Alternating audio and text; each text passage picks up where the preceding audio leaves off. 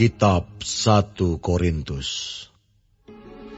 Dari Paulus, yang oleh kehendak Allah dipanggil menjadi Rasul Kristus Yesus, dan dari Sostenes, saudara kita, kepada jemaat Allah di Korintus, yaitu mereka yang dikuduskan dalam Kristus Yesus, dan yang dipanggil menjadi orang-orang kudus, dengan semua orang di segala tempat yang berseru kepada nama Tuhan kita Yesus Kristus, yaitu Tuhan mereka dan Tuhan kita. Kasih karunia dan damai sejahtera dari Allah Bapa kita dan dari Tuhan Yesus Kristus menyertai kamu. Aku senantiasa mengucap syukur kepada Allahku karena kamu, atas kasih karunia Allah yang dianugerahkannya kepada kamu dalam Kristus Yesus. Sebab di dalam Dia kamu telah menjadi kaya dalam segala hal, dalam segala macam perkataan dan segala macam pengetahuan, sesuai dengan kesaksian tentang Kristus yang telah diteguhkan di antara kamu. Demikianlah kamu tidak kekurangan dalam suatu karunia pun, sementara kamu menantikan penyataan Tuhan kita Yesus Kristus. Ia juga akan meneguhkan kamu sampai kepada kesudahannya, sehingga kamu tak bercacat pada hari Tuhan kita Yesus Kristus.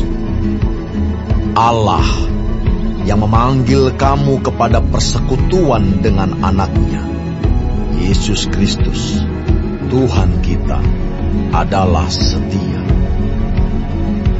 Tetapi aku menasihatkan kamu, saudara-saudara, demi nama Tuhan kita Yesus Kristus, supaya kamu seia sekata, dan jangan ada perpecahan di antara kamu.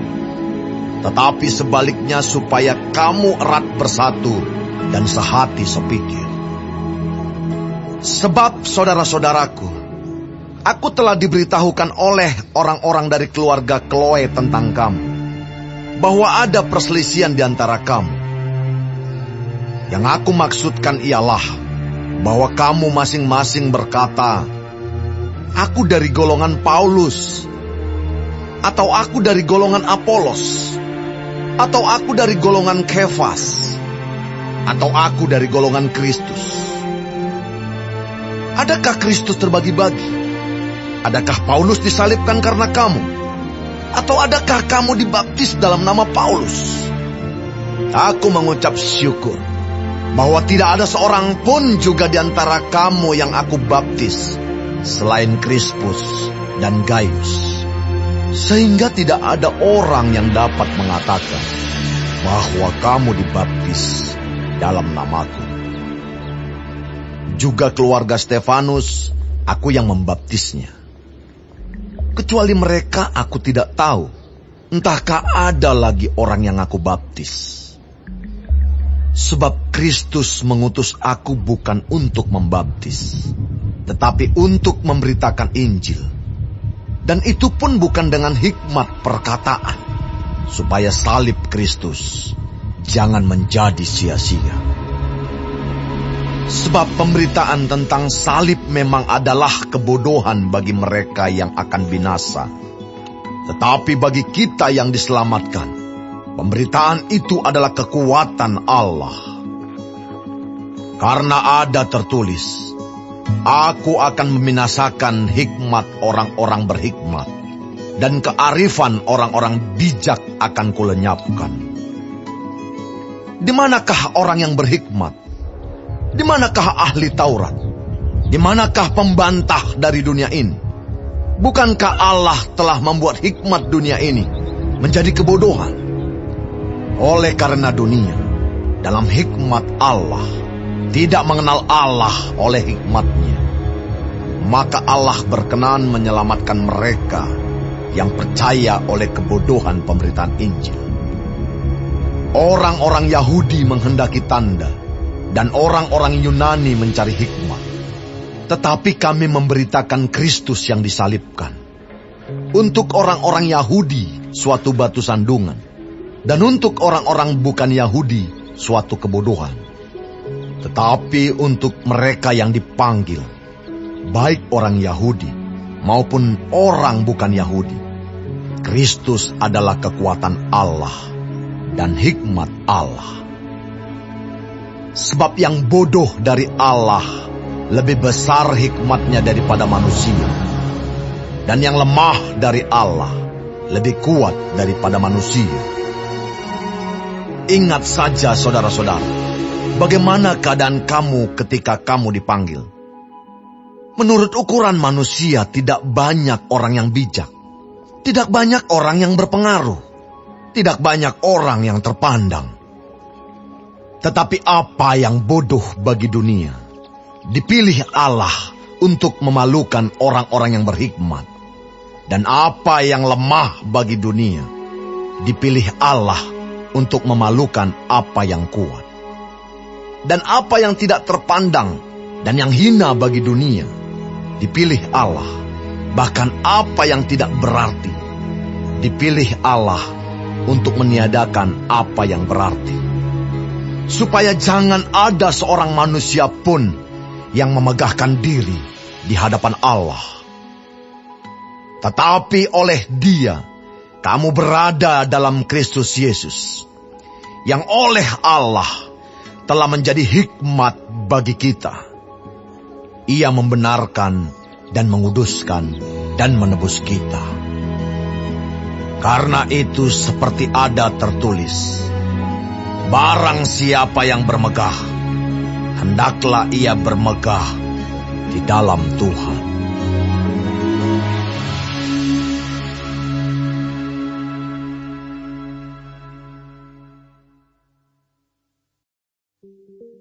Demikianlah pula, ketika aku datang kepadamu, saudara-saudara, aku tidak datang dengan kata-kata yang indah atau dengan hikmat untuk menyampaikan kesaksian Allah kepada kamu. Sebab aku telah memutuskan untuk tidak mengetahui apa-apa di antara kamu selain Yesus Kristus, yaitu Dia yang disalibkan. Aku juga telah datang kepadamu dalam kelemahan dan dengan sangat takut dan gentar. Baik perkataanku maupun pemberitaanku tidak kusampaikan dengan kata-kata hikmat yang meyakinkan, tetapi dengan keyakinan akan kekuatan roh, supaya iman kamu jangan bergantung pada hikmat manusia, tetapi pada kekuatan Allah. Sungguh pun demikian, kami memberitakan hikmat di kalangan mereka yang telah matang, yaitu hikmat yang bukan dari dunia ini, dan yang bukan dari penguasa-penguasa dunia ini, yaitu penguasa-penguasa yang akan ditiadakan.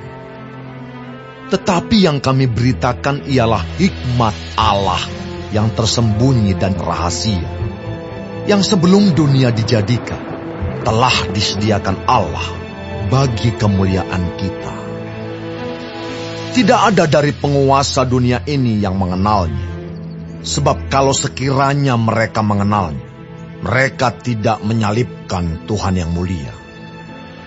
Tetapi seperti ada tertulis, apa yang tidak pernah dilihat oleh mata, dan tidak pernah didengar oleh telinga, dan yang tidak pernah timbul di dalam hati manusia, semua yang disediakan Allah untuk mereka yang mengasihi Dia. Karena kepada kita Allah telah menyatakannya oleh Roh. Sebab Roh menyelidiki segala sesuatu, bahkan hal-hal yang tersembunyi dalam diri Allah. Siapa gerangan di antara manusia yang tahu apa yang terdapat di dalam diri manusia, selain roh manusia sendiri yang ada di dalam dia? Demikian pula lah tidak ada orang yang tahu apa yang terdapat di dalam diri Allah selain roh Allah. Kita tidak menerima roh dunia, tetapi roh yang berasal dari Allah, supaya kita tahu apa yang dikaruniakan Allah kepada kita. Dan karena kami menafsirkan hal-hal rohani kepada mereka yang mempunyai roh, kami berkata-kata tentang karunia-karunia Allah dengan perkataan yang bukan diajarkan kepada kami oleh hikmat manusia, tetapi oleh roh. Tetapi manusia duniawi tidak menerima apa yang berasal dari roh Allah, karena hal itu baginya adalah suatu kebodohan, dan ia tidak dapat memahaminya, sebab hal itu hanya dapat dinilai secara rohani. Tetapi manusia rohani menilai segala sesuatu, tetapi ia sendiri tidak dinilai oleh orang lain. Sebab, siapakah yang mengetahui pikiran Tuhan, sehingga ia dapat menasihati dia? Tetapi kami memiliki pikiran Kristus.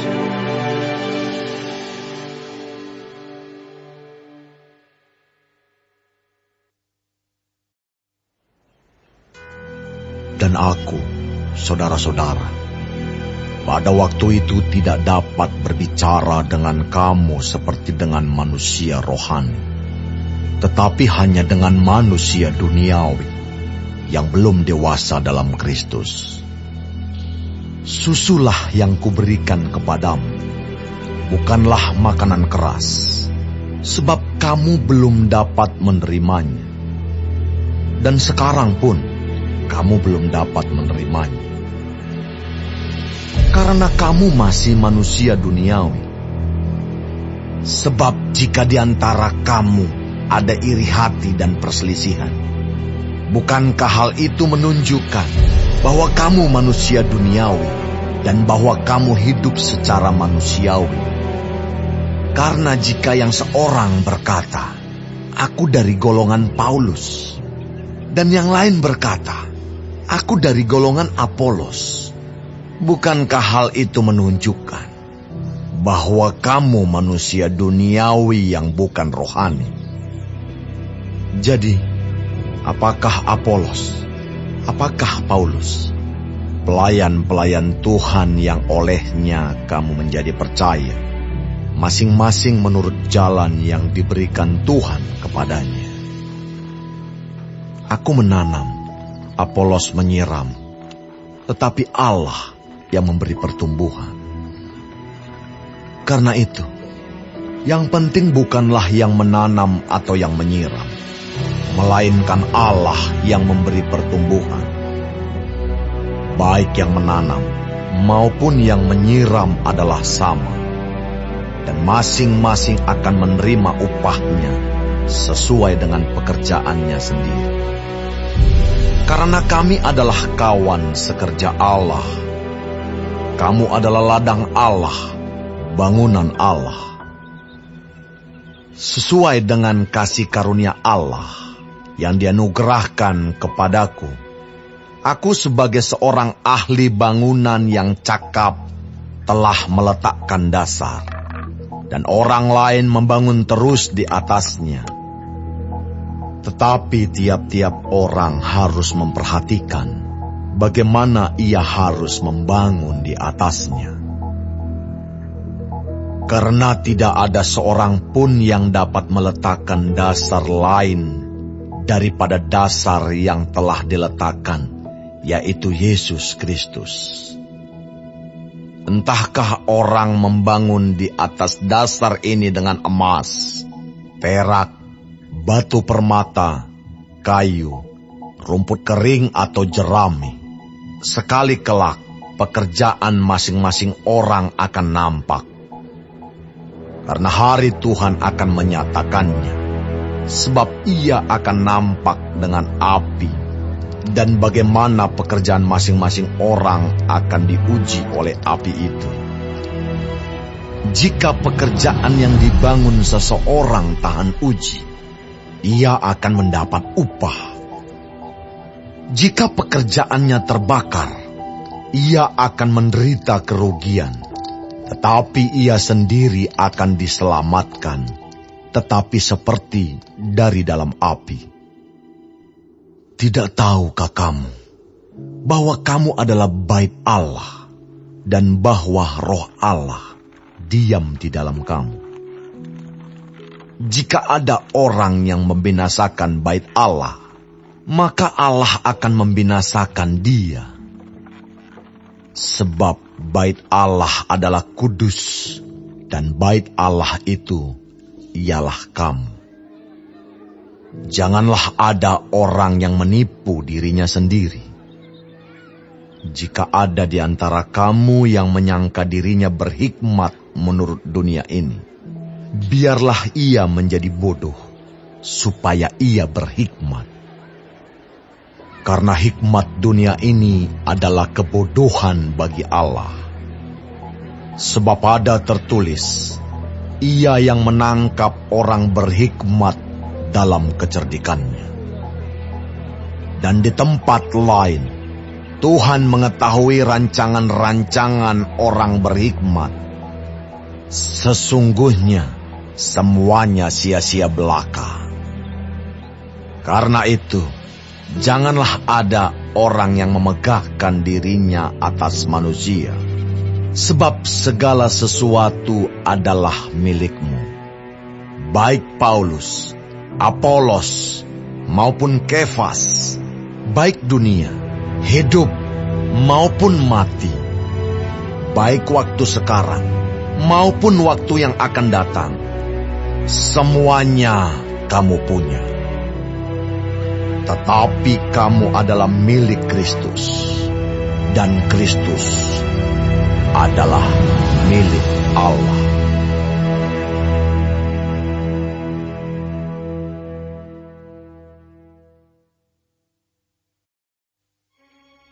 Demikianlah hendaknya orang memandang kami sebagai hamba-hamba Kristus yang kepadanya dipercayakan rahasia Allah, yang akhirnya dituntut dari pelayan-pelayan yang demikian ialah bahwa mereka ternyata dapat dipercayai. Bagiku sedikit sekali artinya entahkah aku dihakimi oleh kamu atau oleh suatu pengadilan manusia. Malahan diriku sendiri pun tidak kuhakimi. Sebab memang aku tidak sadar akan sesuatu, tetapi bukan karena itulah aku dibenarkan. Dia yang menghakimi aku ialah Tuhan. Karena itu, janganlah menghakimi sebelum waktunya, yaitu sebelum Tuhan datang. Ia akan menerangi juga apa yang tersembunyi dalam kegelapan, dan ia akan memperlihatkan apa yang direncanakan di dalam hati. Maka tiap-tiap orang akan menerima pujian dari Allah. Saudara-saudara, kata-kata ini aku kenakan pada diriku sendiri dan pada Apolos, karena kamu, supaya dari teladan kami kamu belajar apakah artinya ungkapan. Jangan melampaui yang ada tertulis, supaya jangan ada di antara kamu yang menyombongkan diri dengan jalan mengutamakan yang satu daripada yang lain. Sebab siapakah yang menganggap engkau begitu penting? Dan apakah yang engkau punyai yang tidak engkau terima? Dan jika engkau memang menerimanya, mengapakah engkau memegahkan diri, seolah-olah engkau tidak menerimanya? Kamu telah kenyang, kamu telah menjadi kaya. Tanpa kami, kamu telah menjadi raja. Alangkah baiknya kalau benar demikian, bahwa kamu telah menjadi raja, sehingga kami pun turut menjadi raja dengan kamu. Sebab menurut pendapatku, Allah memberikan kepada kami, para rasul, tempat yang paling rendah, sama seperti orang-orang yang telah dijatuhi hukuman mati. Sebab kami telah menjadi tontonan bagi dunia, bagi malaikat-malaikat, dan bagi manusia. Kami bodoh oleh karena Kristus, tetapi kamu arif dalam Kristus. Kami lemah, tetapi kamu kuat. Kamu mulia, tetapi kami hina.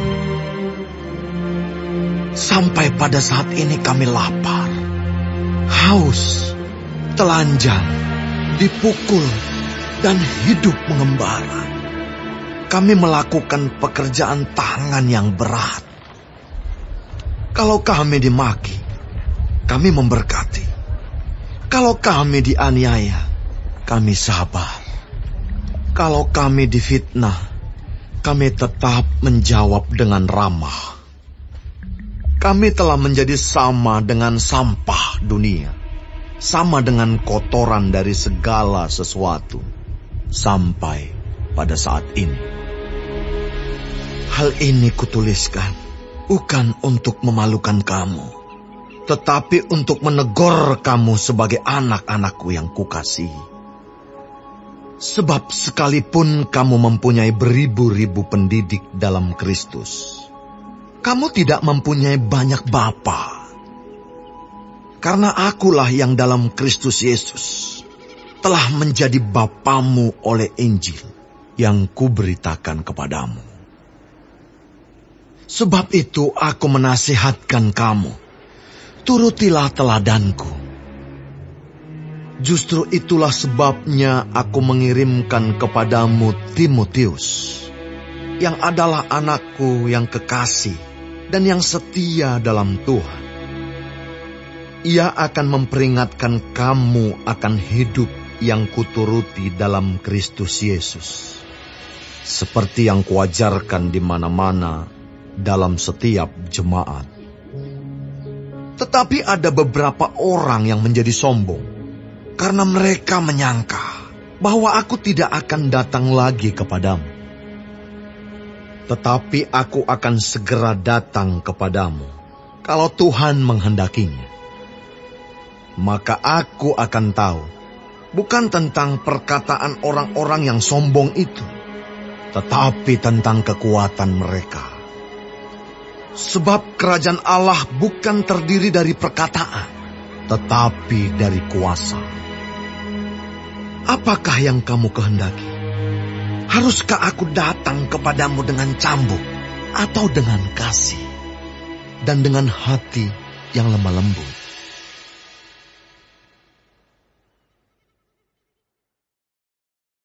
Memang orang mendengar bahwa ada percabulan di antara kamu, dan percabulan yang begitu rupa, seperti yang tidak terdapat sekalipun di antara bangsa-bangsa yang tidak mengenal Allah, yaitu bahwa ada orang yang hidup dengan istri ayahnya. Sekalipun demikian kamu sombong, tidakkah lebih patut kamu berduka cita dan menjauhkan orang yang melakukan hal itu dari tengah-tengah kamu? Sebab aku, sekalipun secara badani tidak hadir, tetapi secara rohani hadir. Aku, sama seperti aku hadir, telah menjatuhkan hukuman atas dia yang telah melakukan hal yang semacam itu. Bila mana kita berkumpul dalam roh, kamu bersama-sama dengan aku, dengan kuasa Yesus, Tuhan kita.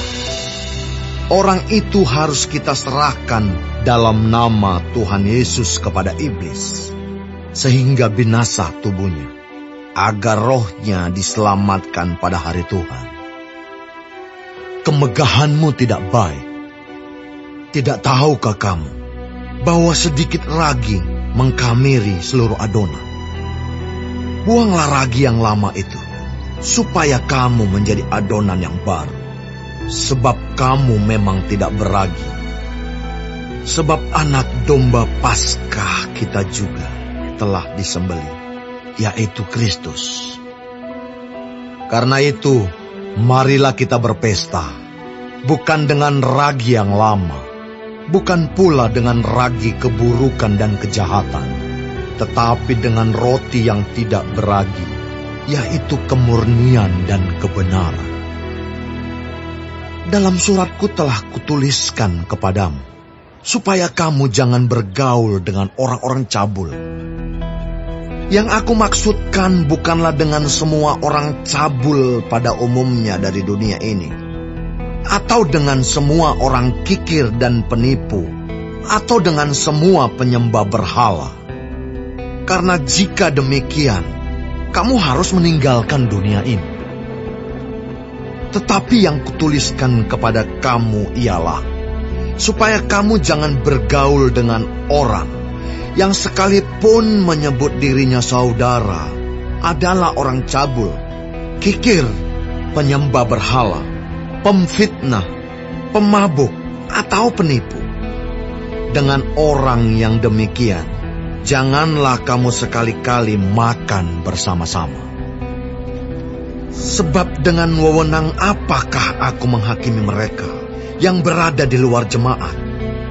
Bukankah kamu hanya menghakimi mereka yang berada di dalam jemaat? Mereka yang berada di luar jemaat akan dihakimi Allah. Usirlah orang yang melakukan kejahatan dari tengah-tengah kamu.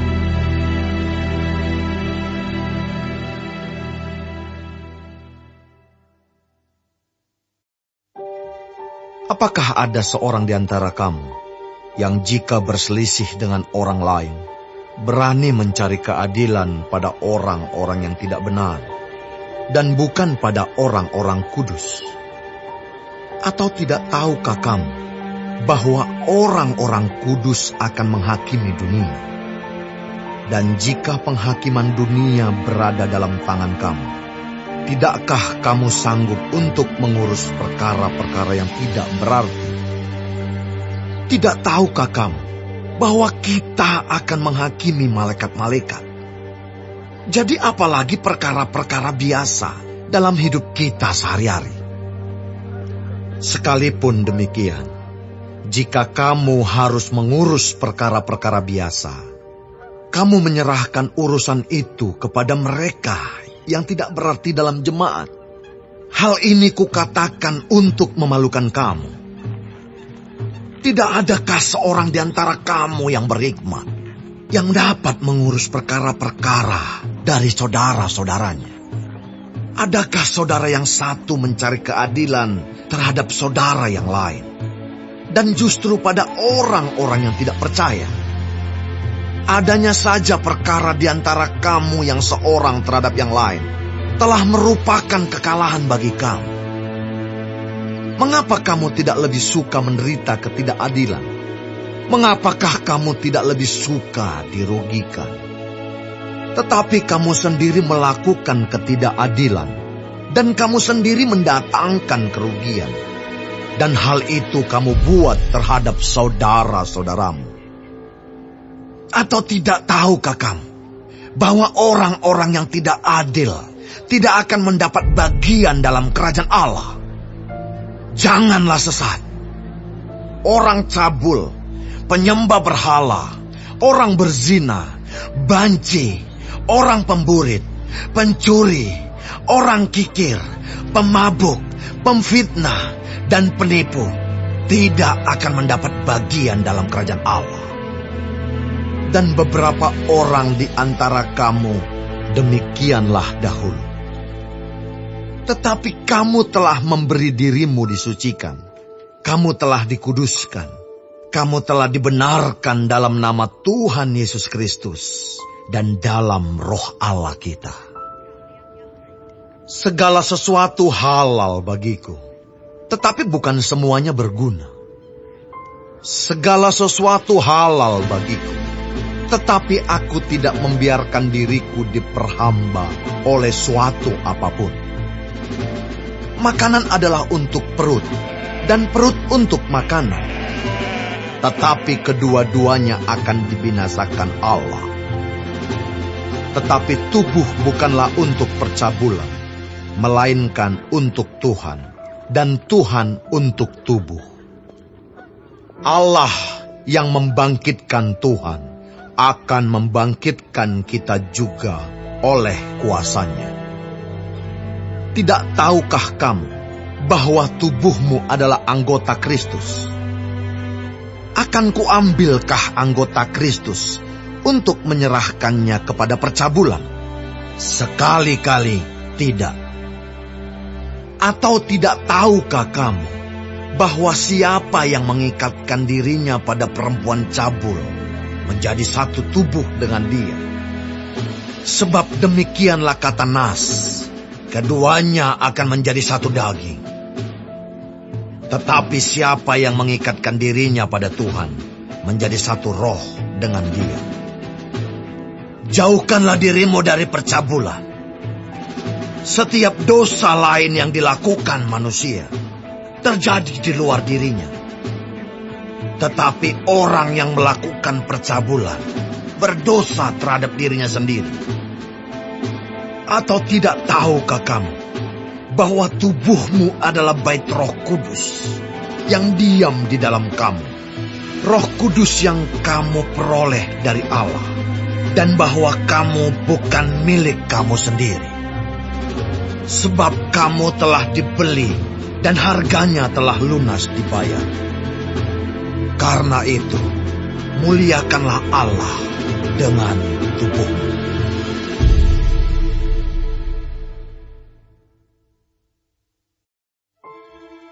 Dan sekarang, tentang hal-hal yang kamu tuliskan kepadaku, adalah baik bagi laki-laki kalau ia tidak kawin. Tetapi mengingat bahaya percabulan, baiklah setiap laki-laki mempunyai istrinya sendiri, dan setiap perempuan mempunyai suaminya sendiri. Hendaklah suami memenuhi kewajibannya terhadap istrinya, demikian pula istri terhadap suaminya. Istri tidak berkuasa atas tubuhnya sendiri, tetapi suaminya. Demikian pula suami tidak berkuasa atas tubuhnya sendiri, tetapi istrinya. Janganlah kamu saling menjauhi, kecuali dengan persetujuan bersama untuk sementara waktu, supaya kamu mendapat kesempatan untuk berdoa. Sesudah itu hendaklah kamu kembali hidup bersama-sama, supaya iblis jangan menggoda kamu, karena kamu tidak tahan bertarak. Hal ini kukatakan kepadamu sebagai kelonggaran, bukan sebagai perintah. Namun demikian alangkah baiknya kalau semua orang seperti aku. Tetapi setiap orang menerima dari Allah karunia-Nya yang khas, yang seorang karunia ini, yang lain karunia itu. Tetapi kepada orang-orang yang tidak kawin dan kepada janda-janda aku anjurkan, supaya baiklah mereka tinggal dalam keadaan seperti aku. Tetapi kalau mereka tidak dapat menguasai diri, baiklah mereka kawin. Sebab lebih baik kawin daripada hangus karena hawa nafsu. Kepada orang-orang yang telah kawin, bukan aku, tetapi Tuhan perintahkan, supaya seorang istri tidak boleh menceraikan suaminya. Dan jikalau ia bercerai, ia harus tetap hidup tanpa suami, atau berdamai dengan suaminya. Dan seorang suami tidak boleh menceraikan istrinya. Kepada orang-orang lain, bukan Tuhan katakan, kalau ada seorang saudara beristrikan seorang yang tidak beriman, dan perempuan itu mau hidup bersama-sama dengan dia, janganlah saudara itu menceraikan dia.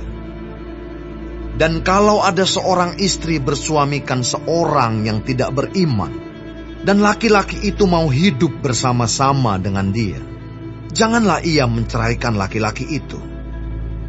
Karena suami yang tidak beriman itu dikuduskan oleh istrinya, dan istri yang tidak beriman itu dikuduskan oleh suaminya.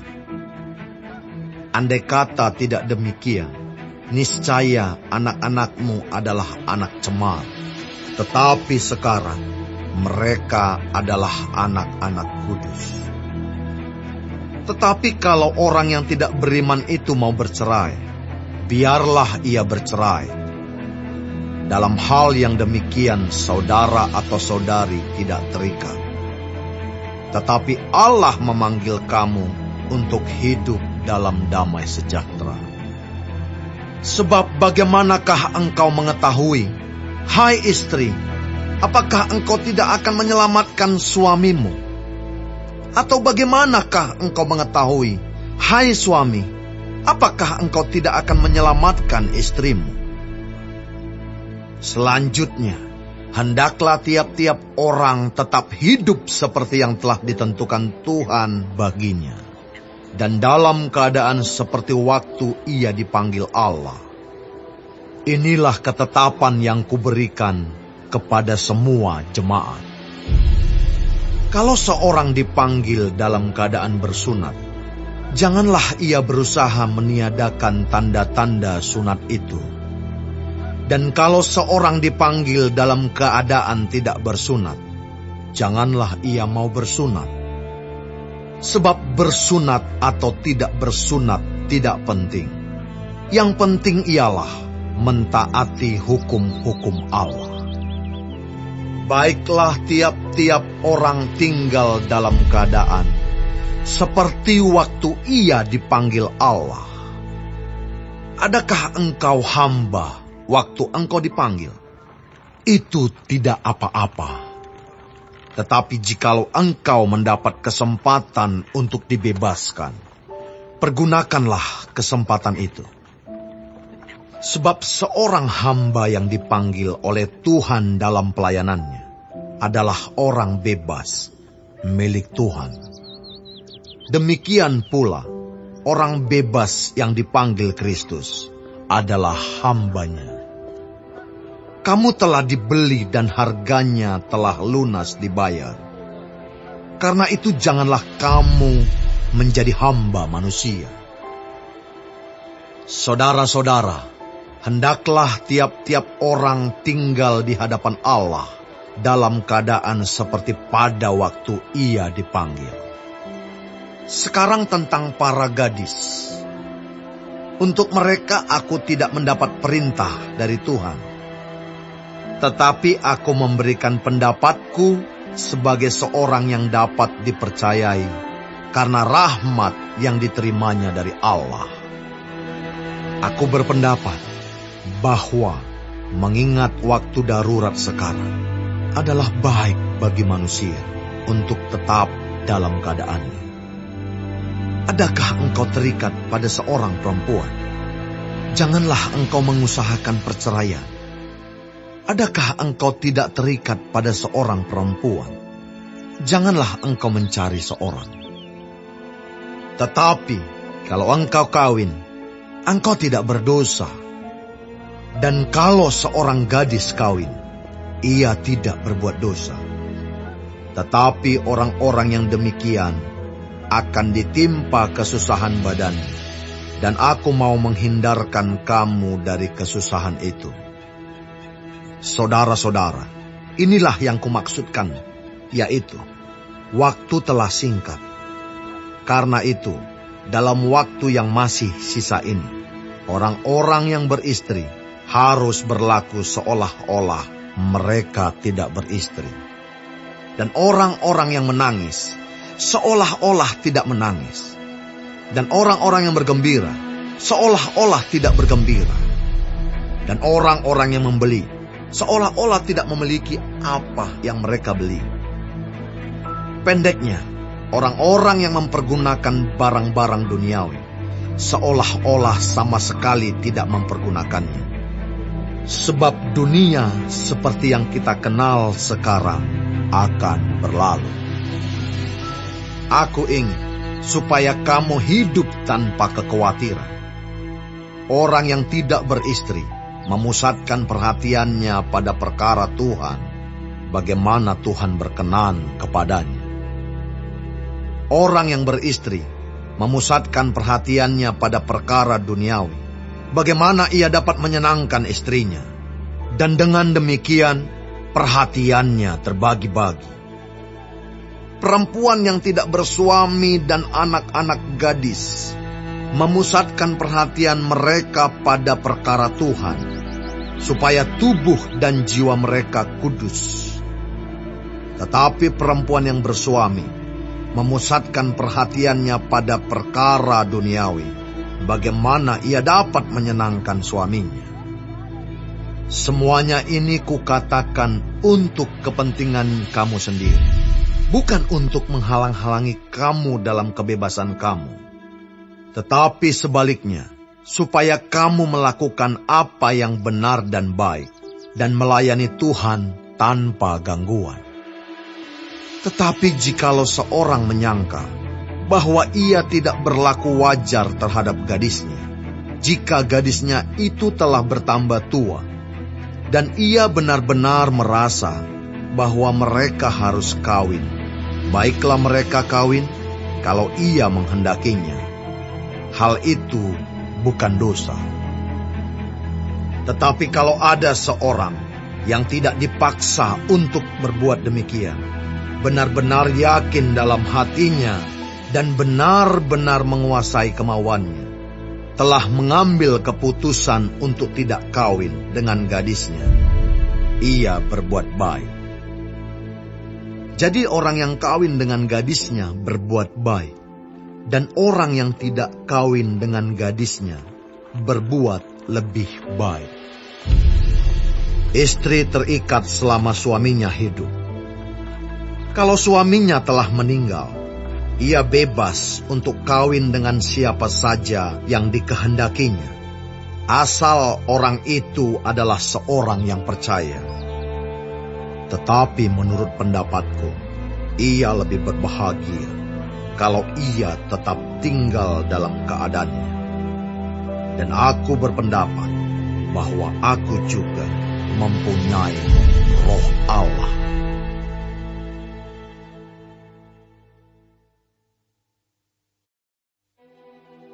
Tentang daging persembahan berhala kita tahu. Kita semua mempunyai pengetahuan. Pengetahuan yang demikian membuat orang menjadi sombong, tetapi kasih membangun. Jika ada seorang menyangka bahwa ia mempunyai sesuatu pengetahuan, maka ia belum juga mencapai pengetahuan sebagaimana yang harus dicapainya. Tetapi orang yang mengasihi Allah, ia dikenal oleh Allah. Tentang hal makan daging persembahan berhala kita tahu, tidak ada berhala di dunia, dan tidak ada Allah lain daripada Allah yang Esa. Sebab sungguh pun ada apa yang disebut Allah, baik di surga maupun di bumi. Dan memang benar ada banyak Allah dan banyak Tuhan yang demikian. Namun bagi kita hanya ada satu Allah saja, yaitu Bapa, yang daripadanya berasal segala sesuatu dan yang untuk Dia kita hidup.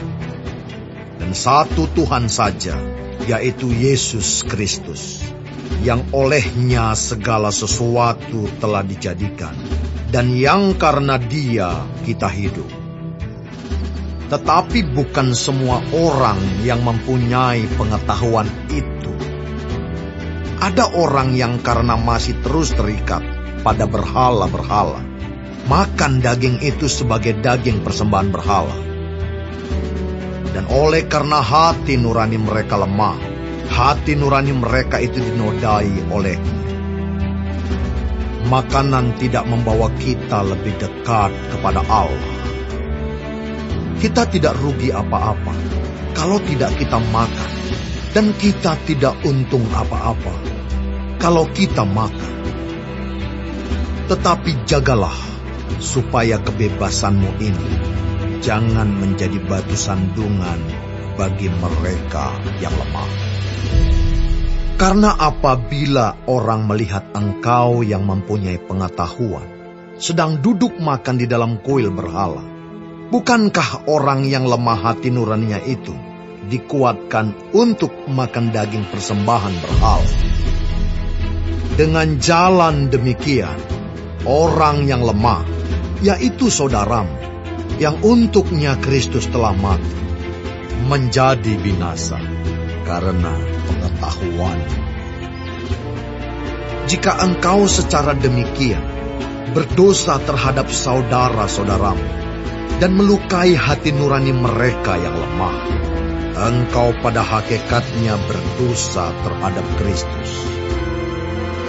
Karena itu, apabila makanan menjadi batu sandungan bagi saudaraku, aku untuk selama-lamanya tidak akan mau makan daging lagi, supaya aku jangan menjadi batu sandungan bagi saudaraku.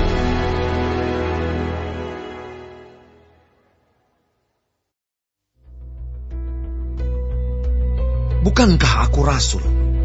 Bukankah aku orang bebas? Bukankah aku telah melihat Yesus Tuhan kita? Bukankah kamu adalah buah pekerjaanku dalam Tuhan? Sekalipun bagi orang lain aku bukanlah rasul, tetapi bagi kamu aku adalah rasul. Sebab hidupmu dalam Tuhan adalah meterai dari kerasulanku.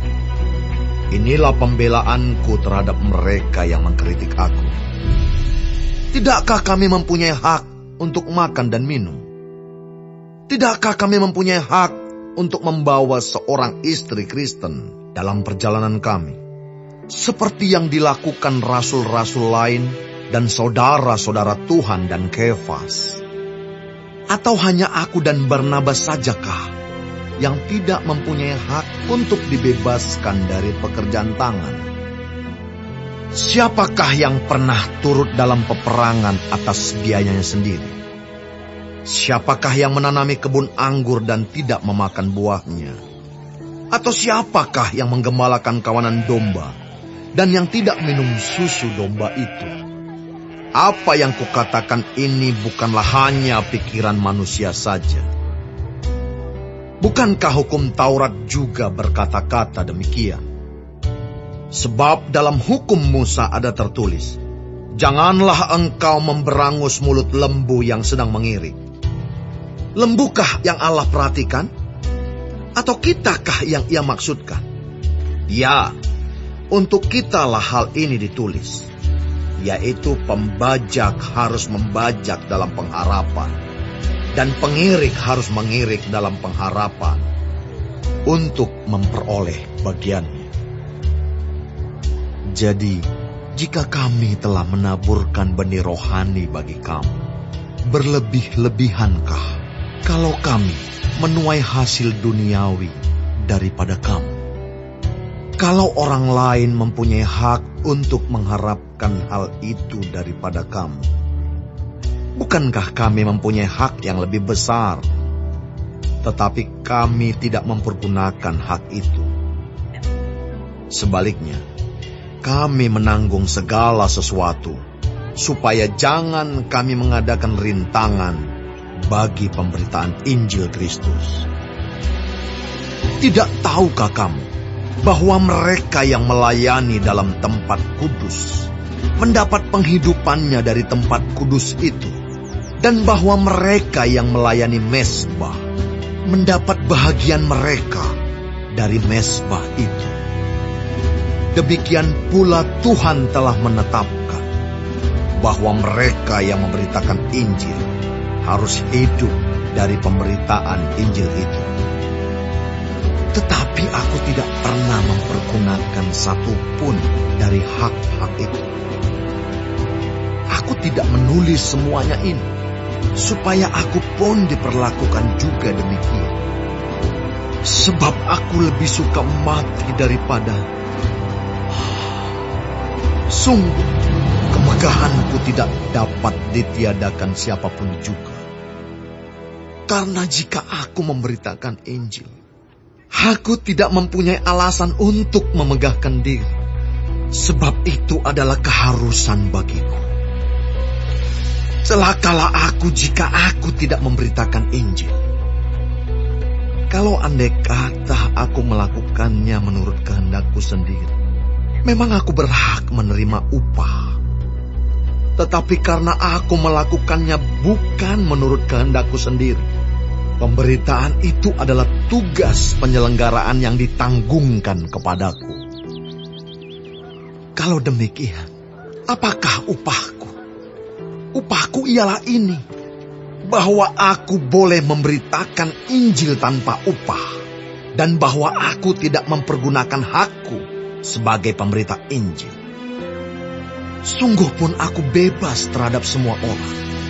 Aku menjadikan diriku hamba dari semua orang, supaya aku boleh memenangkan sebanyak mungkin orang.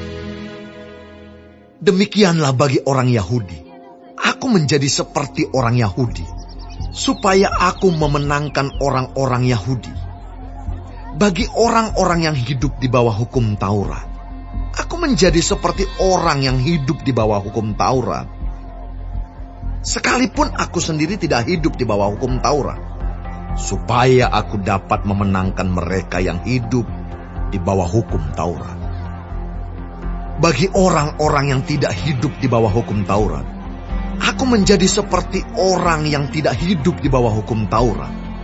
Sekalipun aku tidak hidup di luar hukum Allah, karena aku hidup di bawah hukum Kristus, supaya aku dapat memenangkan mereka yang tidak hidup di bawah hukum Taurat. Bagi orang-orang yang lemah, aku menjadi seperti orang yang lemah, supaya aku dapat menyelamatkan mereka yang lemah. Bagi semua orang aku telah menjadi segala-galanya, supaya aku sedapat mungkin memenangkan beberapa orang dari antara mereka. Segala sesuatu ini aku lakukan karena Injil, supaya aku mendapat bagian dalamnya. Tidak tahukah kamu bahwa dalam gelanggang pertandingan semua peserta turut berlari, tetapi bahwa hanya satu orang saja yang mendapat hadiah? Karena itu, larilah begitu rupa, sehingga kamu memperolehnya. Tiap-tiap orang yang turut mengambil bagian dalam pertandingan menguasai dirinya dalam segala hal. Mereka berbuat demikian untuk memperoleh suatu mahkota yang fana, tetapi kita untuk memperoleh suatu mahkota yang abadi. Sebab itu, aku tidak berlari tanpa tujuan, dan aku bukan petinju yang sembarangan saja memukul. Tetapi aku melatih tubuh dan menguasainya seluruhnya, supaya sesudah memberitakan Injil kepada orang lain, jangan aku sendiri ditolak.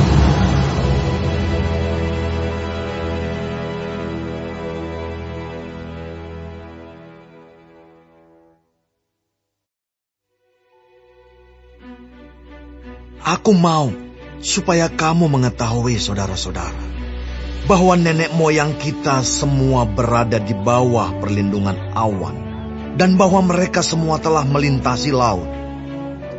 Untuk menjadi pengikut Musa, mereka semua telah dibaptis dalam awan dan dalam laut. Mereka semua makan makanan rohani yang sama, dan mereka semua minum minuman rohani yang sama, sebab mereka minum dari batu karang rohani yang mengikuti mereka, dan batu karang itu ialah Kristus. Tetapi sungguh pun demikian, Allah tidak berkenan kepada bagian yang terbesar dari mereka, karena mereka ditewaskan di padang gurun. Semuanya ini telah terjadi sebagai contoh bagi kita, untuk memperingatkan kita, supaya jangan kita menginginkan hal-hal yang jahat, seperti yang telah mereka perbuat. Dan supaya jangan kita menjadi penyembah-penyembah berhala, sama seperti beberapa orang dari mereka. Seperti ada tertulis, maka duduklah bangsa itu untuk makan dan minum. Kemudian bangunlah mereka dan bersukaria. Janganlah kita melakukan percabulan, seperti yang dilakukan oleh beberapa orang dari mereka, sehingga pada satu hari telah tewas 23.000 orang. Dan janganlah kita mencobai Tuhan, seperti yang dilakukan oleh beberapa orang dari mereka, sehingga mereka mati di pagut ular. Dan janganlah bersungut-sungut, seperti yang dilakukan oleh beberapa orang dari mereka, sehingga mereka dibinasakan oleh malaikat maut. Semuanya ini telah menimpa mereka sebagai contoh, dan dituliskan untuk menjadi peringatan bagi kita yang hidup pada waktu di mana zaman akhir telah tiba.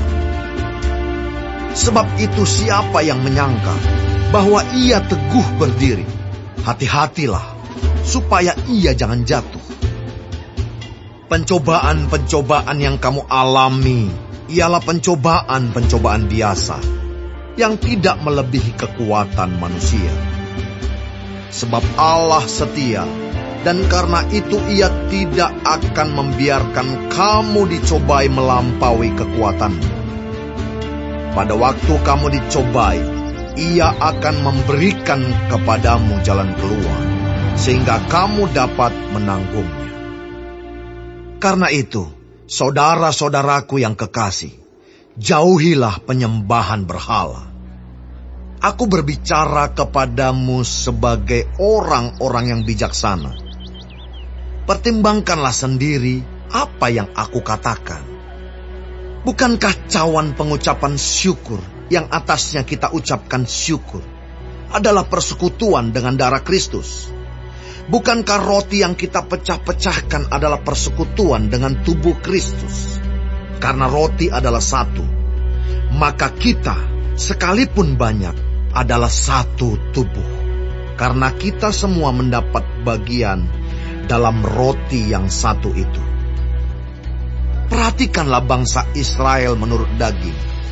Bukankah mereka yang makan apa yang dipersembahkan mendapat bagian dalam pelayanan mezbah? Apakah yang kumaksudkan dengan perkataan itu?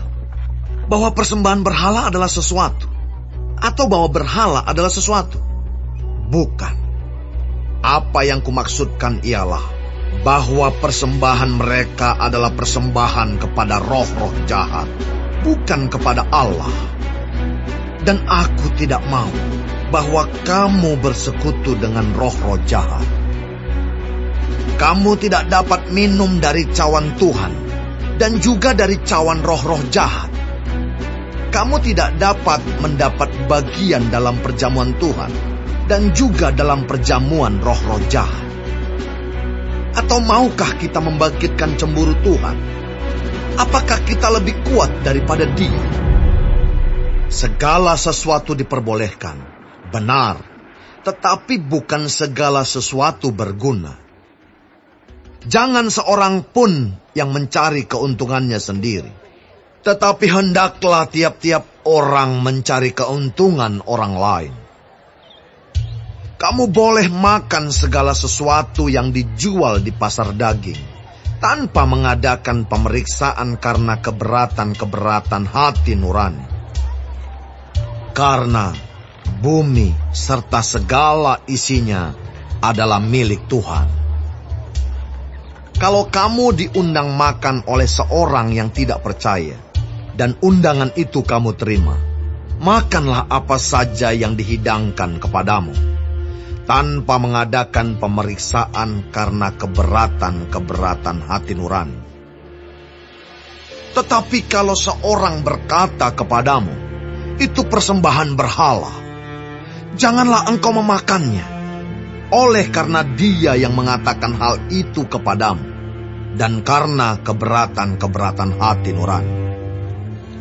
Yang aku maksudkan dengan keberatan-keberatan bukanlah keberatan-keberatan hati nuranimu sendiri, tetapi keberatan-keberatan hati nurani orang lain itu.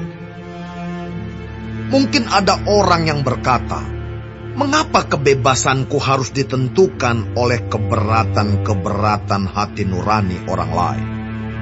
Kalau aku mengucap syukur atas apa yang aku turut memakannya, mengapa orang berkata jahat tentang aku karena makanan yang atasnya aku mengucap syukur? Aku menjawab, Jika engkau makan atau jika engkau minum, atau jika engkau melakukan sesuatu yang lain, lakukanlah semuanya itu untuk kemuliaan Allah. Janganlah kamu menimbulkan syak dalam hati orang, baik orang Yahudi atau orang Yunani, maupun jemaat Allah. Sama seperti aku juga, berusaha menyenangkan hati semua orang dalam segala hal, bukan untuk kepentingan diriku, tetapi untuk kepentingan orang banyak, supaya mereka beroleh selamat.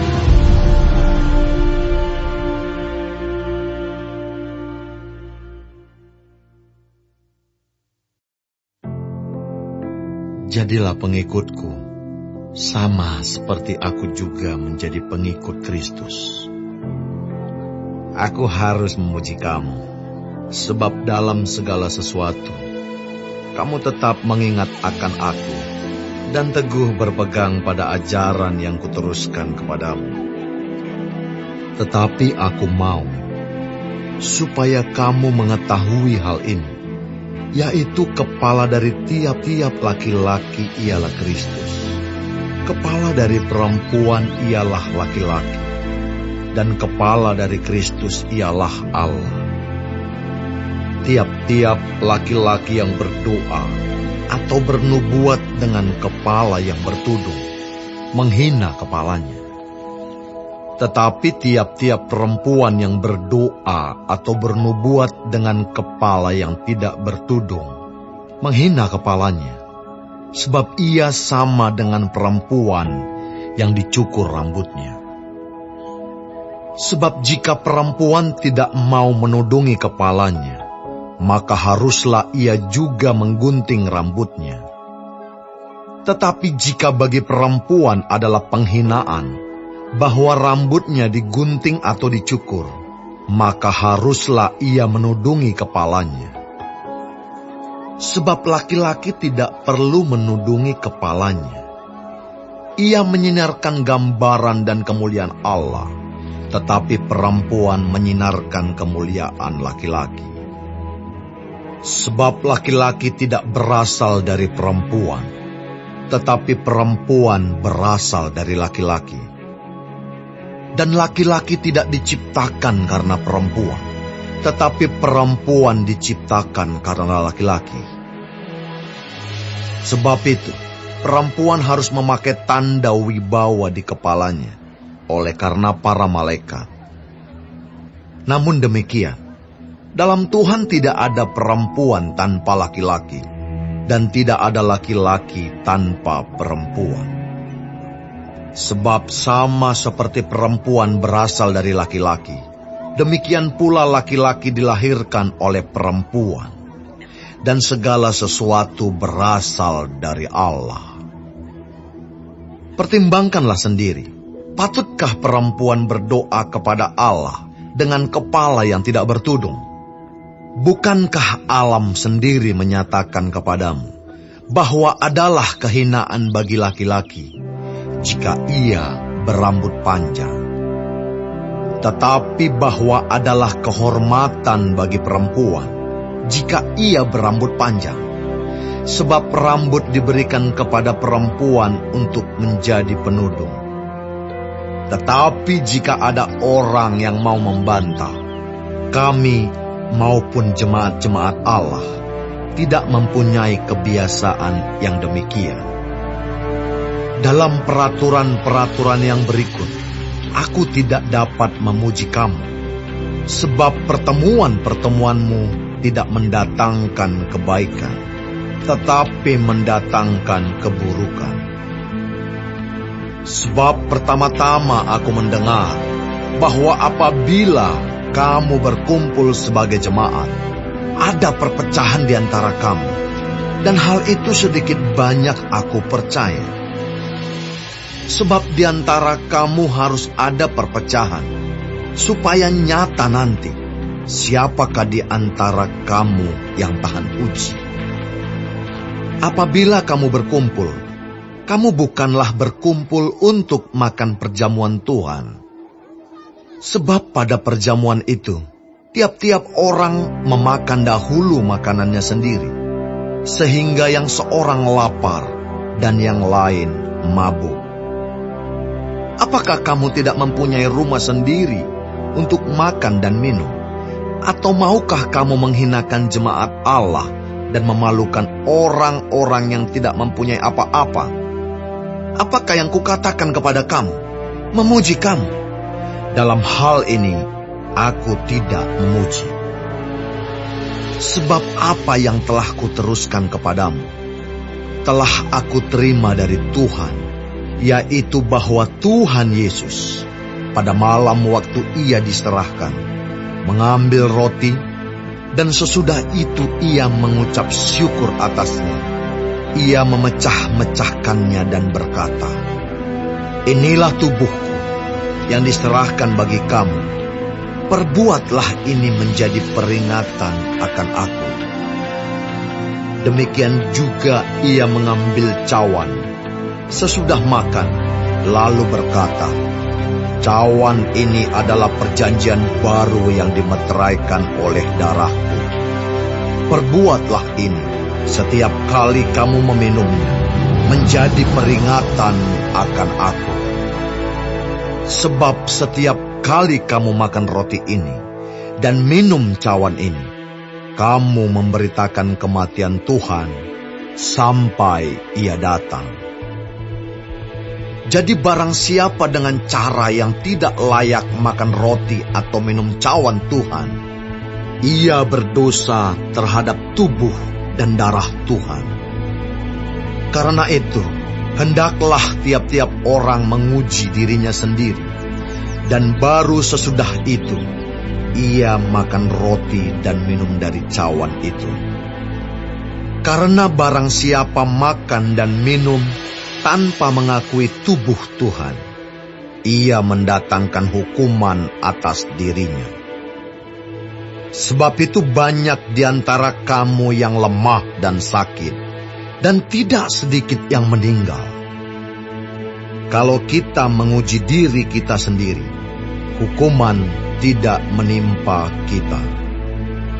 Tetapi kalau kita menerima hukuman dari Tuhan, kita dididik supaya kita tidak akan dihukum bersama-sama dengan dunia. Karena itu, saudara-saudaraku, jika kamu berkumpul untuk makan, nantikanlah olehmu seorang akan yang lain. Kalau ada orang yang lapar, baiklah ia makan dahulu di rumahmu, supaya jangan kamu berkumpul untuk dihukum. Hal-hal yang lain akan kuatur kalau aku datang. Sekarang tentang karunia-karunia roh. Aku mau, saudara-saudara, supaya kamu mengetahui kebenarannya. Kamu tahu bahwa pada waktu kamu masih belum mengenal Allah, kamu tanpa berpikir ditarik kepada berhala-berhala yang bisu. Karena itu, aku mau meyakinkan kamu bahwa tidak ada seorang pun yang berkata-kata oleh Roh Allah dapat berkata, "Terkutuklah Yesus." Dan tidak ada seorang pun yang dapat mengaku Yesus adalah Tuhan selain oleh Roh Kudus. Ada rupa-rupa karunia, tetapi satu Roh. Dan ada rupa-rupa pelayanan, tetapi satu Tuhan. Dan ada berbagai-bagai perbuatan ajaib, tetapi Allah adalah satu yang mengerjakan semuanya dalam semua orang. Tetapi kepada tiap-tiap orang dikaruniakan penyataan roh untuk kepentingan bersama. Sebab kepada yang seorang, roh memberikan karunia untuk berkata-kata dengan hikmat, dan kepada yang lain, roh yang sama memberikan karunia berkata-kata dengan pengetahuan. Kepada yang seorang, roh yang sama memberikan iman, Dan kepada yang lain ia memberikan karunia untuk menyembuhkan. Kepada yang seorang, Roh memberikan kuasa untuk mengadakan mukjizat. Dan kepada yang lain ia memberikan karunia untuk bernubuat. Dan kepada yang lain lagi ia memberikan karunia untuk membedakan bermacam-macam roh. Kepada yang seorang ia memberikan karunia untuk berkata-kata dengan bahasa roh. Dan kepada yang lain ia memberikan karunia untuk menafsirkan bahasa roh itu. Tetapi semuanya ini dikerjakan oleh Roh yang satu dan yang sama, yang memberikan karunia kepada tiap-tiap orang secara khusus, seperti yang dikehendakinya. Karena sama seperti tubuh itu satu, dan anggota-anggotanya banyak, dan segala anggota itu, sekalipun banyak, merupakan satu tubuh. Demikian pula Kristus. Sebab dalam satu roh, kita semua, baik orang Yahudi maupun orang Yunani, baik budak maupun orang merdeka, telah dibaptis menjadi satu tubuh, dan kita semua diberi minum dari satu roh. Karena tubuh juga tidak terdiri dari satu anggota, tetapi atas banyak anggota.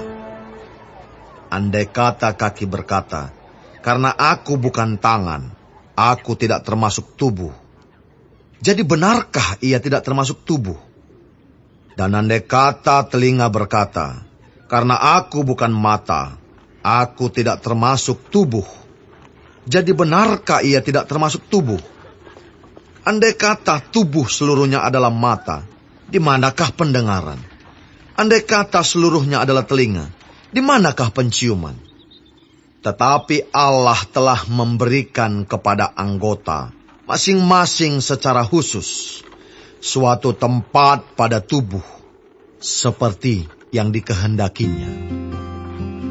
Andai kata semuanya adalah satu anggota, di manakah tubuh? Memang ada banyak anggota, tetapi hanya satu tubuh. Jadi, mata tidak dapat berkata kepada tangan, "Aku tidak membutuhkan engkau." Dan kepala tidak dapat berkata kepada kaki, "Aku tidak membutuhkan engkau." Malahan justru anggota-anggota tubuh yang nampaknya paling lemah, yang paling dibutuhkan. Dan kepada anggota-anggota tubuh yang menurut pemandangan kita kurang terhormat, kita berikan penghormatan khusus. Dan terhadap anggota-anggota kita yang tidak elok, kita berikan perhatian khusus. Hal itu tidak dibutuhkan oleh anggota-anggota kita yang elok. Allah telah menyusun tubuh kita begitu rupa, sehingga kepada anggota-anggota yang tidak mulia diberikan penghormatan khusus, supaya jangan terjadi perpecahan dalam tubuh, tetapi supaya anggota-anggota yang berbeda itu saling memperhatikan. Karena itu jika satu anggota menderita, semua anggota turut menderita. Jika satu anggota dihormati, semua anggota turut bersukacita. Kamu semua adalah tubuh Kristus, dan kamu masing-masing adalah anggotanya. Dan Allah telah menetapkan beberapa orang dalam jemaat. Pertama sebagai rasul, kedua sebagai nabi, ketiga sebagai pengajar. Selanjutnya, mereka yang mendapat karunia untuk mengadakan mukjizat, untuk menyembuhkan, untuk melayani, untuk memimpin, dan untuk berkata-kata dalam bahasa roh. Adakah mereka semua rasul, atau nabi, atau pengajar? Adakah mereka semua mendapat karunia untuk mengadakan mukjizat, atau untuk menyembuhkan, atau untuk berkata-kata dalam bahasa roh, atau untuk menafsirkan bahasa roh? Jadi, berusahalah untuk memperoleh karunia-karunia yang paling utama. Dan aku menunjukkan kepadamu jalan yang lebih utama lagi.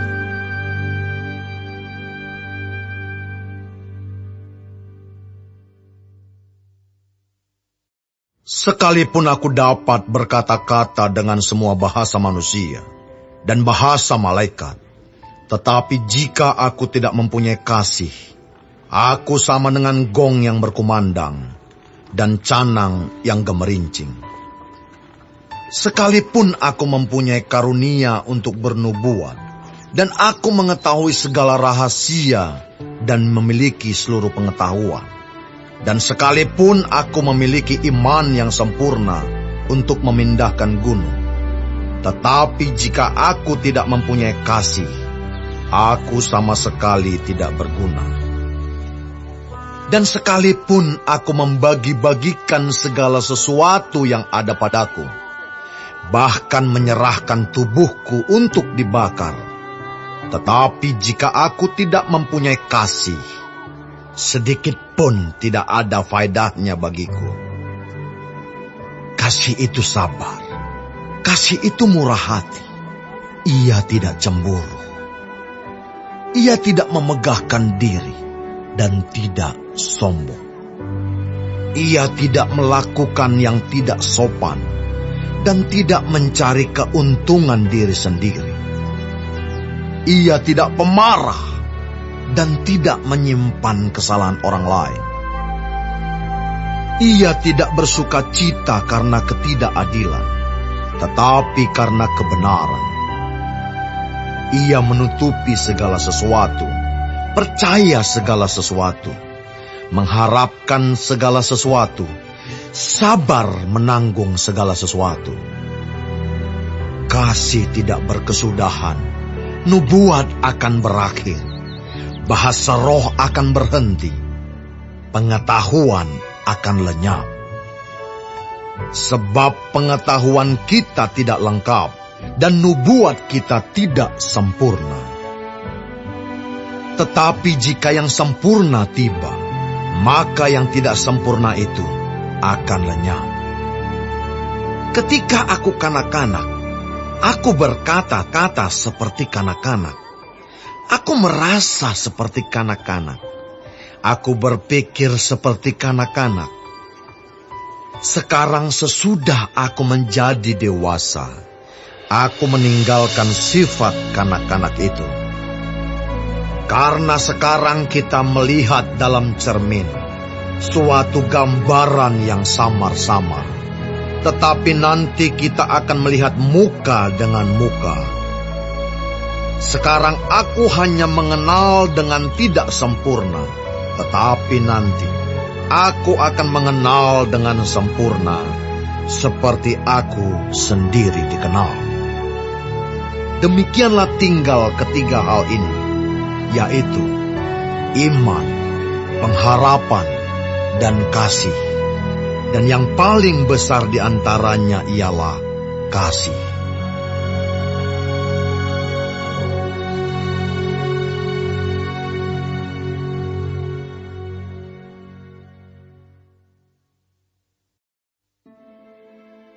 Kejarlah kasih itu, dan usahakanlah dirimu memperoleh karunia-karunia roh, terutama karunia untuk bernubuat.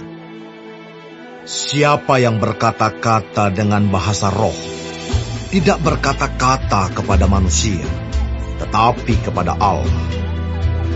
Sebab tidak ada seorang pun yang mengerti bahasanya. Oleh roh ia mengucapkan hal-hal yang rahasia. Tetapi siapa yang bernubuat, ia berkata-kata kepada manusia. Ia membangun, menasihati, dan menghibur. Siapa yang berkata-kata dengan bahasa roh, ia membangun dirinya sendiri. Tetapi siapa yang bernubuat, ia membangun jemaat. Aku suka supaya kamu semua berkata-kata dengan bahasa roh.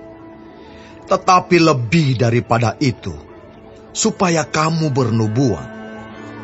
Sebab orang yang bernubuat lebih berharga daripada orang yang berkata-kata dengan bahasa roh, kecuali kalau orang itu juga menafsirkannya, sehingga jemaat dapat dibangun. Jadi saudara-saudara, jika aku datang kepadamu dan berkata-kata dengan bahasa roh, apakah gunanya itu bagimu? Jika aku tidak menyampaikan kepadamu penyataan Allah, atau pengetahuan, atau nubuat, atau pengajaran, sama halnya dengan alat-alat yang tidak berjiwa, tetapi yang berbunyi, seperti seruling dan kecapi.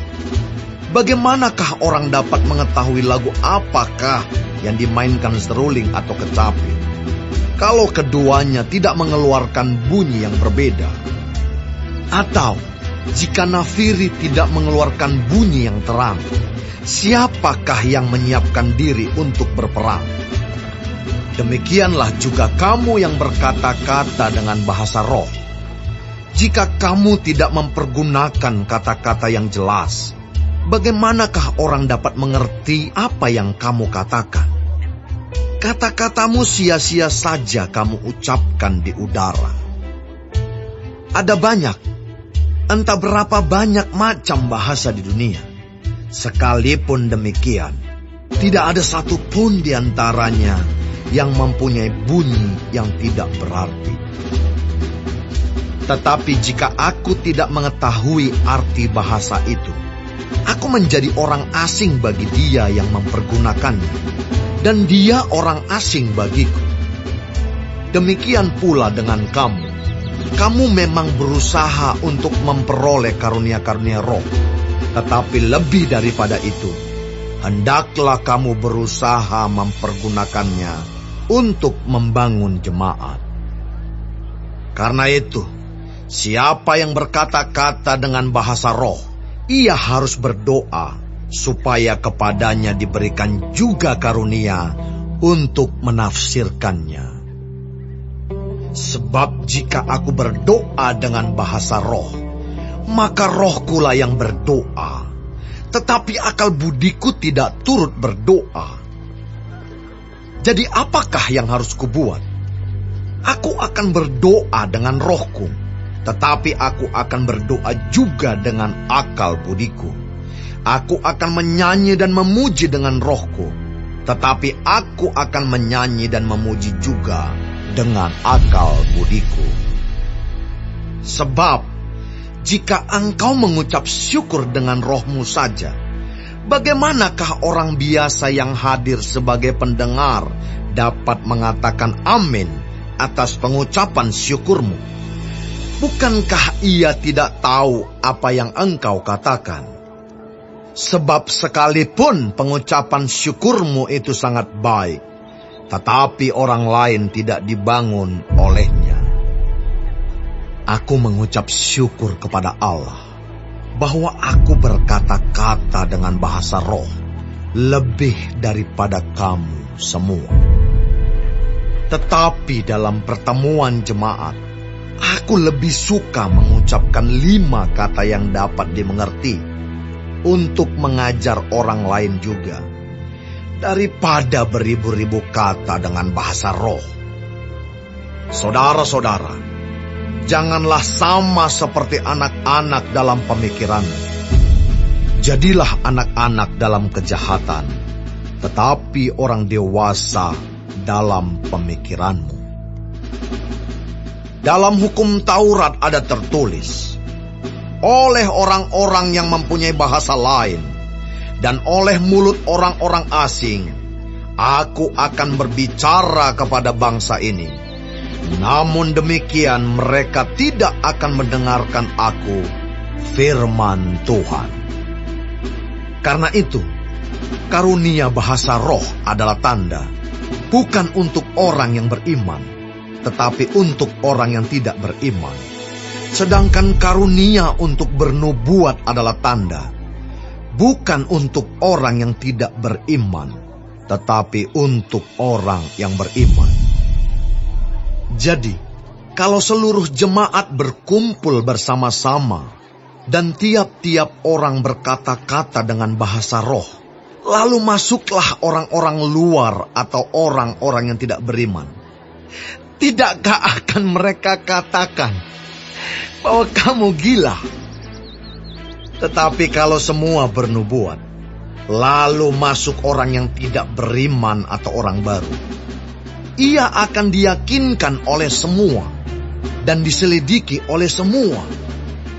Segala rahasia yang terkandung di dalam hatinya akan menjadi nyata, sehingga ia akan sujud menyembah Allah dan mengaku, sungguh Allah ada di tengah-tengah kamu. Jadi bagaimana sekarang saudara-saudara? Bila mana kamu berkumpul, hendaklah tiap-tiap orang mempersembahkan sesuatu. Yang seorang mazmur, yang lain pengajaran, atau penyataan Allah, atau karunia bahasa roh, atau karunia untuk menafsirkan bahasa roh. Tetapi semuanya itu harus dipergunakan untuk membangun. Jika ada yang berkata-kata dengan bahasa roh, biarlah 2 atau sebanyak-banyaknya 3 orang, seorang demi seorang, dan harus ada seorang lain untuk menafsirkannya. Jika tidak ada orang yang dapat menafsirkannya, hendaklah mereka berdiam diri dalam pertemuan jemaat, dan hanya boleh berkata-kata kepada dirinya sendiri dan kepada Allah. Tentang nabi-nabi, baiklah 2 atau 3 orang diantaranya berkata-kata, dan yang lain menanggapi apa yang mereka katakan. Tetapi jika seorang lain yang duduk di situ mendapat penyataan, maka yang pertama itu harus berdiam diri. Sebab kamu semua boleh bernubuat seorang demi seorang, sehingga kamu semua dapat belajar dan beroleh kekuatan. Karunia nabi takluk kepada nabi-nabi. Sebab Allah tidak menghendaki kekacauan, tetapi damai sejahtera. Sama seperti dalam semua jemaat orang-orang kudus, perempuan-perempuan harus berdiam diri dalam pertemuan-pertemuan jemaat. Sebab mereka tidak diperbolehkan untuk berbicara. Mereka harus menundukkan diri, seperti yang dikatakan juga oleh hukum Taurat. Jika mereka ingin mengetahui sesuatu, baiklah mereka menanyakannya kepada suaminya di rumah, sebab tidak sopan bagi perempuan untuk berbicara dalam pertemuan jemaat. Atau adakah firman Allah mulai dari kamu? Atau hanya kepada kamu sajakah firman itu telah datang? Jika seorang menganggap dirinya nabi atau orang yang mendapat karunia rohani, ia harus sadar bahwa apa yang kukatakan kepadamu adalah perintah Tuhan. Tetapi jika ia tidak mengindahkannya, janganlah kamu mengindahkan dia.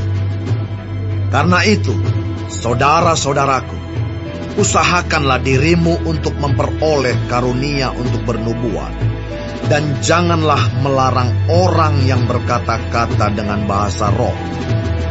Tetapi segala sesuatu harus berlangsung dengan sopan dan teratur.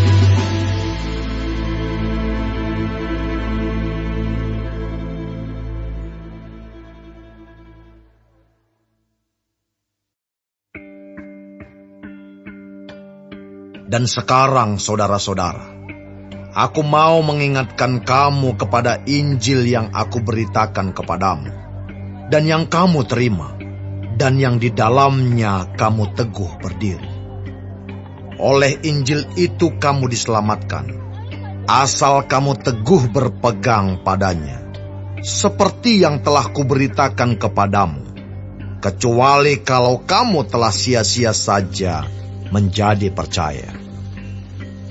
Sebab yang sangat penting telah kusampaikan kepadamu, yaitu apa yang telah kuterima sendiri, ialah bahwa Kristus telah mati karena dosa-dosa kita, sesuai dengan kitab suci, bahwa ia telah dikuburkan, dan bahwa ia telah dibangkitkan pada hari yang ketiga, sesuai dengan kitab suci.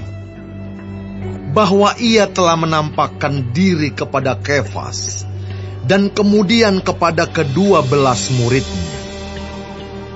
Sesudah itu, ia menampakkan diri kepada lebih dari 500 saudara sekaligus.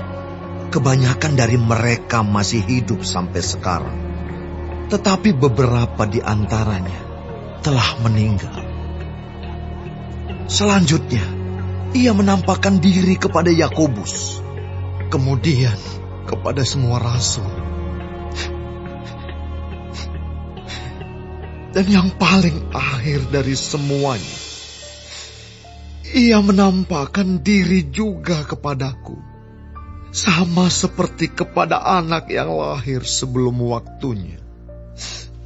Karena aku adalah yang paling hina dari semua rasul, sebab aku telah menganiaya jemaat Allah. Tetapi karena kasih karunia Allah, aku adalah sebagaimana aku ada sekarang. Dan kasih karunia yang dianugerahkannya kepadaku tidak sia-sia. Sebaliknya, aku telah bekerja lebih keras daripada mereka semua. Tetapi bukannya aku, melainkan kasih karunia Allah yang menyertai aku. Sebab itu, baik aku maupun mereka, demikianlah kami mengajar. Dan demikianlah kamu menjadi percaya. Jadi, bila mana kami beritakan bahwa Kristus dibangkitkan dari antara orang mati, bagaimana mungkin ada di antara kamu yang mengatakan bahwa tidak ada kebangkitan orang mati? Kalau tidak ada kebangkitan orang mati, maka Kristus juga tidak dibangkitkan. Tetapi andai kata Kristus tidak dibangkitkan, maka sia-sialah pemberitaan kami, dan sia-sialah juga kepercayaan kamu. Lebih daripada itu, kami ternyata berdusta terhadap Allah, karena tentang Dia kami katakan bahwa Ia telah membangkitkan Kristus, padahal Ia tidak membangkitkannya. Kalau andai kata benar bahwa orang mati tidak dibangkitkan. Sebab jika benar orang mati tidak dibangkitkan, maka Kristus juga tidak dibangkitkan. Dan jika Kristus tidak dibangkitkan, maka sia-sialah kepercayaan kamu, dan kamu masih hidup dalam dosamu. Demikianlah binasa juga orang-orang yang mati dalam Kristus. Jikalau kita hanya dalam hidup ini saja menaruh pengharapan pada Kristus, maka kita adalah orang-orang yang paling malang dari segala manusia.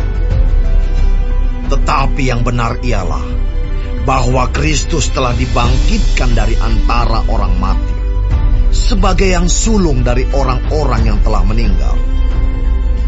Sebab sama seperti maut datang karena satu orang manusia, demikian juga kebangkitan orang mati datang karena satu orang manusia.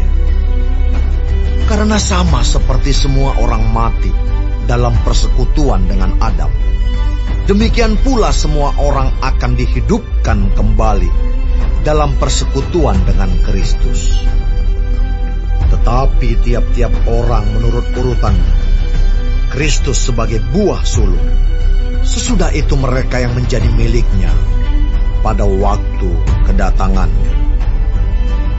Kemudian tiba kesudahannya, yaitu bila mana ia menyerahkan kerajaan kepada Allah Bapa, sesudah ia membinasakan segala pemerintahan, kekuasaan, dan kekuatan. Karena ia harus memegang pemerintahan sebagai raja, sampai Allah meletakkan semua musuhnya di bawah kakinya. Musuh yang terakhir yang dibinasakan ialah maut. Sebab segala sesuatu telah ditaklukkannya di bawah kakinya. Tetapi kalau dikatakan bahwa segala sesuatu telah ditaklukkan, maka teranglah bahwa Ia sendiri yang telah menaklukkan segala sesuatu di bawah kaki Kristus itu tidak termasuk di dalamnya. Tetapi kalau segala sesuatu telah ditaklukkan di bawah Kristus, maka Ia sendiri sebagai anak akan menaklukkan dirinya di bawah Dia, yang telah menaklukkan segala sesuatu di bawahnya, supaya Allah menjadi semua di dalam semua. Jika tidak demikian, apakah faedahnya perbuatan orang-orang yang dibaptis sebagai orang mati? Kalau orang mati sama sekali tidak dibangkitkan, mengapa mereka mau dibaptis sebagai orang-orang yang telah meninggal? Dan kami juga, mengapakah kami setiap saat membawa diri kami ke dalam bahaya? Saudara-saudara, tiap-tiap hari aku berhadapan dengan maut, demi kebanggaanku akan kamu dalam Kristus Yesus, Tuhan kita. Aku katakan bahwa hal ini benar. Kalau hanya berdasarkan pertimbangan-pertimbangan manusia saja, aku telah berjuang melawan binatang buas di Efesus. Apakah gunanya hal itu bagiku? Jika orang mati tidak dibangkitkan, maka marilah kita makan dan minum, sebab besok kita mati. Janganlah kamu sesat. Pergaulan yang buruk merusakkan kebiasaan yang baik. Sadarlah kembali sebaik-baiknya, dan jangan berbuat dosa lagi. Ada di antara kamu yang tidak mengenal Allah. Hal ini kukatakan supaya kamu merasa malu. Tetapi mungkin ada orang yang bertanya, bagaimanakah orang mati dibangkitkan? Dan dengan tubuh apakah mereka akan datang kembali? Hai orang bodoh, apa yang engkau sendiri taburkan tidak akan tumbuh dan hidup kalau ia tidak mati dahulu. Dan yang engkau taburkan bukanlah tubuh tanaman yang akan tumbuh, tetapi biji yang tidak berkulit, umpamanya biji gandum atau biji lain. Tetapi Allah memberikan kepadanya suatu tubuh seperti yang dikehendakinya. Ia memberikan kepada tiap-tiap biji tubuhnya sendiri.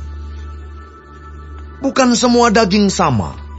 Daging manusia lain daripada daging binatang, lain daripada daging burung, lain daripada daging ikan. Ada tubuh sorgawi dan ada tubuh duniawi, tetapi kemuliaan tubuh sorgawi lain daripada kemuliaan tubuh duniawi. Kemuliaan matahari lain daripada kemuliaan bulan, dan kemuliaan bulan lain daripada kemuliaan bintang-bintang, dan kemuliaan bintang yang satu berbeda dengan kemuliaan bintang yang lain. Demikianlah pula halnya dengan kebangkitan orang mati. Ditaburkan dalam kebinasaan, dibangkitkan dalam ketidakbinasaan. Ditaburkan dalam kehinaan, dibangkitkan dalam kemuliaan. Ditaburkan dalam kelemahan, dibangkitkan dalam kekuatan. Yang ditaburkan adalah tubuh alamiah, yang dibangkitkan adalah tubuh rohania. Jika ada tubuh alamiah, maka ada pula tubuh rohania. Seperti ada tertulis, manusia pertama, Adam menjadi makhluk yang hidup, tetapi Adam yang akhir menjadi roh yang menghidupkan. Tetapi yang mula-mula datang bukanlah yang rohaniah, tetapi yang alamiah. Kemudian barulah datang yang rohaniah. Manusia pertama berasal dari debu tanah dan bersifat jasmani. Manusia kedua berasal dari surga. Makhluk-makhluk alamiah sama dengan dia yang berasal dari debu tanah. Dan makhluk-makhluk surgawi sama dengan dia yang berasal dari surga.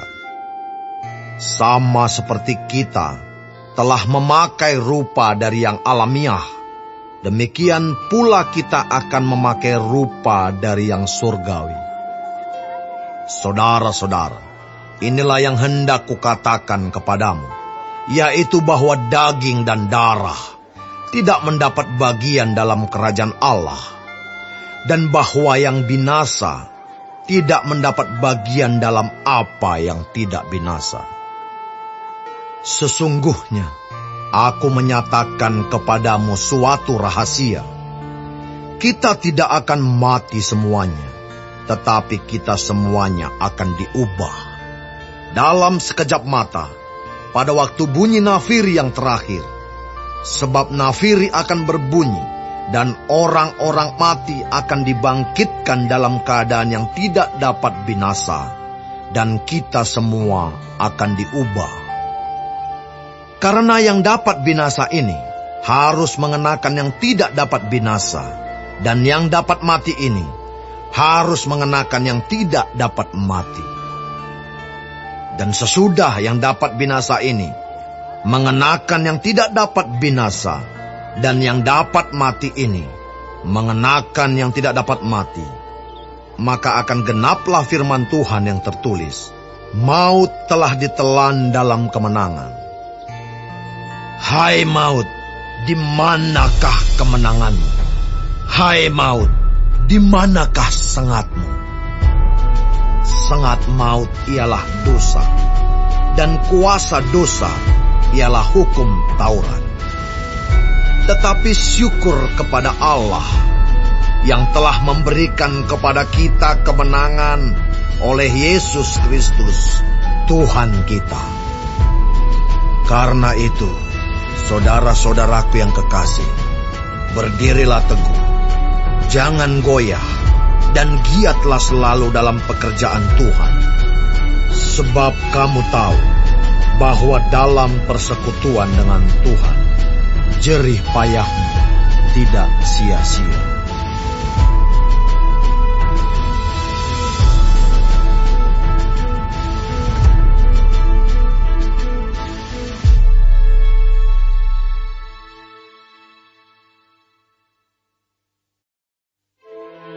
Tentang pengumpulan uang bagi orang-orang kudus, hendaklah kamu berbuat sesuai dengan petunjuk-petunjuk yang kuberikan kepada jemaat-jemaat di Galatia. Pada hari pertama dari tiap-tiap minggu, hendaklah kamu masing-masing, sesuai dengan apa yang kamu peroleh, menyisihkan sesuatu dan menyimpannya di rumah, supaya jangan pengumpulan itu baru diadakan kalau aku datang.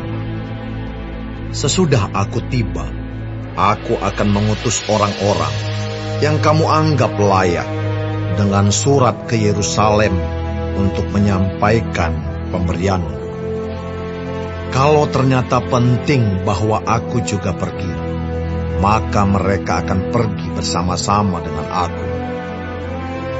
Aku akan datang kepadamu sesudah aku melintasi Makedonia, sebab aku akan melintasi Makedonia. Dan di Korintus, mungkin aku akan tinggal beberapa lamanya dengan kamu, atau mungkin aku akan tinggal selama musim dingin, sehingga kamu dapat menolong aku untuk melanjutkan perjalananku. Sebab sekarang aku tidak mau melihat kamu hanya sepintas lalu saja. Aku harap dapat tinggal agak lama dengan kamu, jika diperkenankan Tuhan. Tetapi aku akan tinggal di Efesus sampai hari raya Pentakosta. Sebab di sini banyak kesempatan bagiku untuk mengerjakan pekerjaan yang besar dan penting, sekalipun ada banyak penentang. Jika Timotius datang kepadamu, usahakanlah supaya ia berada di tengah-tengah kamu tanpa takut, sebab ia mengerjakan pekerjaan Tuhan sama seperti aku.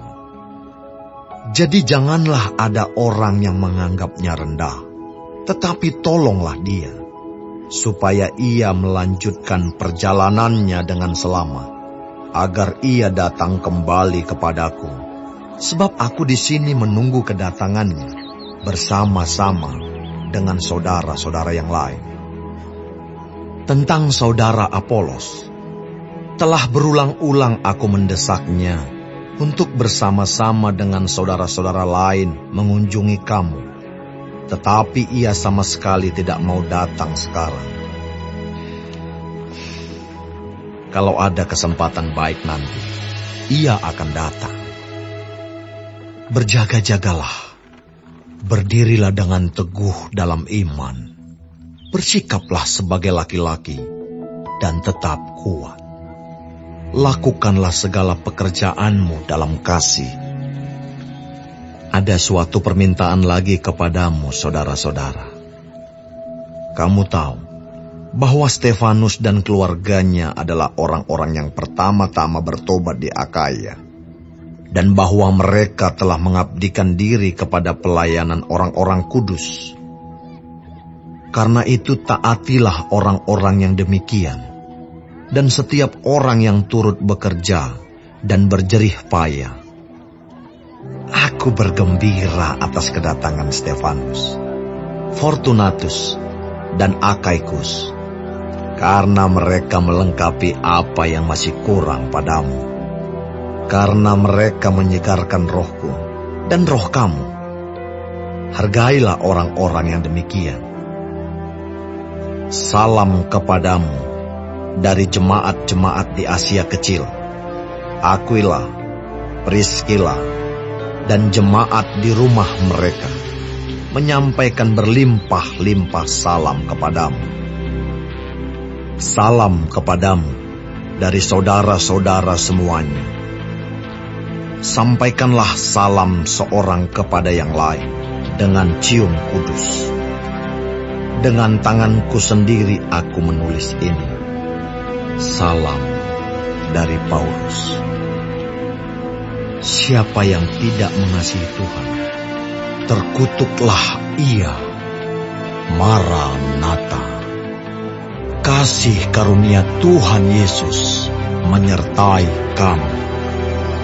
Kasihku menyertai kamu sekalian dalam Kristus Yesus.